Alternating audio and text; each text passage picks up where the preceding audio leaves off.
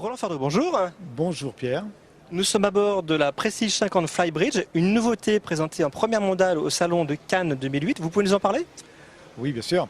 Effectivement, c'est une première mondiale. Elle est à Cannes pour la première fois. C'est une sortie mondiale en parallèle avec Southampton, parce qu'on a mis deux bateaux de ce même type sur les deux salons, puisque cette année, exceptionnellement, on a trois salons en même temps, même La Rochelle, Cannes, Southampton. On a fait le choix de Cannes pour des raisons que vous connaissez bien. À Cannes, on a des plus grands bateaux, la clientèle, elle est méditerranéenne. Et on a choisi Southampton parce que une clientèle anglaise, c'est vraiment ce type de bateau qu'on va voir après pour une clientèle anglaise très exigeante sur le confort, sur le luxe et sur la performance. Quelles sont les caractéristiques techniques? Alors, caractéristiques techniques. D'abord, c'est une vedette, on va dire un motor yacht de 16 mètres. 16 mètres 30 d'ailleurs, parce que la jupe arrière est très large, c'est une des particularités du bateau, à Flying Bridge. C'est un, on va dire, c'est notre navire amiral chez Jeannot pour le moment, avec cette grandeur. Ce qu'on peut remarquer à l'intérieur, c'est surtout le fait qu'on ait énormément d'espace pour une 50 pieds, avec trois cabines qui sont à peu près identiques. Quelquefois on a trois cabines, mais il y en a une qui est plus serrée que les deux autres. Là c'est vraiment une très belle cabine avant. Mais quand je dis cabine, c'est un vrai lit très large, très belle cabine avec petite coiffeuse, salle de bain. La deuxième cabine qui se transforme en cabine double avec une possibilité de deux couchages et un seul couchage. Et puis la troisième cabine, qui est encore une cabine très large, une vraie cabine de propriétaire. On a quel type de motorisation sur ce bateau? Le type de motorisation, ce sont des Volvo 560 chevaux chacun, puisqu'il y a deux moteurs là-dessus, pour pousser ce bateau avec des hélices à ligne d'arbre. Nous atteignons plus de 30 nœuds avec, ce qui est quand même pas mal pour ce type de bateau de 50 pieds.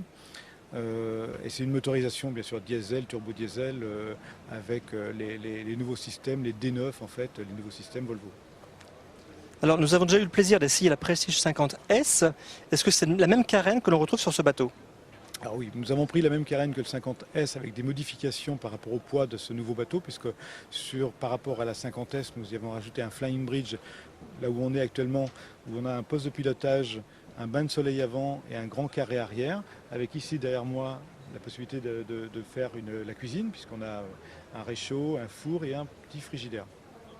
Donc oui, c'est la même carène, donc les mêmes performances. C'est une carène qui a été imaginée par Jeannot, créée par Jeannot à l'époque, il y a 3 ans. Et on est reparti sur les mêmes bases, puisque c'est une carène qui a été éprouvée, performante et qui accepte bien le poids de ce bateau-là. Alors tout à l'heure, vous avez dit que c'était le bateau amiral de la gamme bateau à moteur, et vous nous avez laissé entrevoir des bateaux encore plus grands pour l'avenir. Oui, alors nous, chez Jeannot, la gamme Prestige, qui actuellement, on peut la voir ici, toute la gamme est exposée à Cannes, comporte 10 modèles. On va avoir un navire amiral l'année prochaine encore plus grand, un 57 pieds, et on va aller dans les prochaines années, d'ici 2010-2012, sur du 80-85 pieds.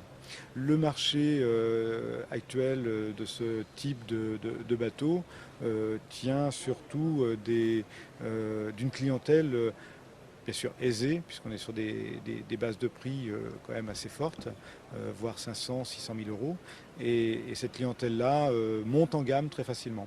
Ici, sur la 50 pieds, il y a une particularité par rapport aux autres vedettes, c'est que nous avons une cabine marin derrière, à l'arrière du bateau, très confortable, puisque quand on achète ce genre de bateau, les propriétaires, pas tous, les propriétaires ont toujours avec eux un équipier ou un marin qui les aide dans les manœuvres ou même dans les manœuvres de port ou les manœuvres en mer. Ce bateau-là, il est grand.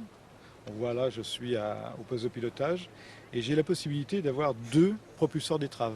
J'ai un propulseur d'étrave à l'avant qui me permet de pouvoir diriger le bateau en latéral et j'ai un propulseur d'étrave à l'arrière, pareil, en latéral. Donc c'est comme on va dire, j'ai l'expression la mobilette.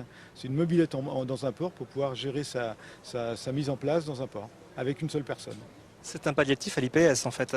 C'est le palliatif à l'IPS, oui. Mais bon, l'IPS est quand même beaucoup plus intéressant dans la mesure où on peut gérer un peu plus les espaces avec la vitesse et les espaces avec simplement un joystick. Là, on est obligé quand même de manœuvrer avec deux manettes, un par moteur, et deux petites manettes pour les propulseurs d'étrave, alors qu'avec l'IPS, un seul joystick suffit pour aller manœuvrer l'ensemble.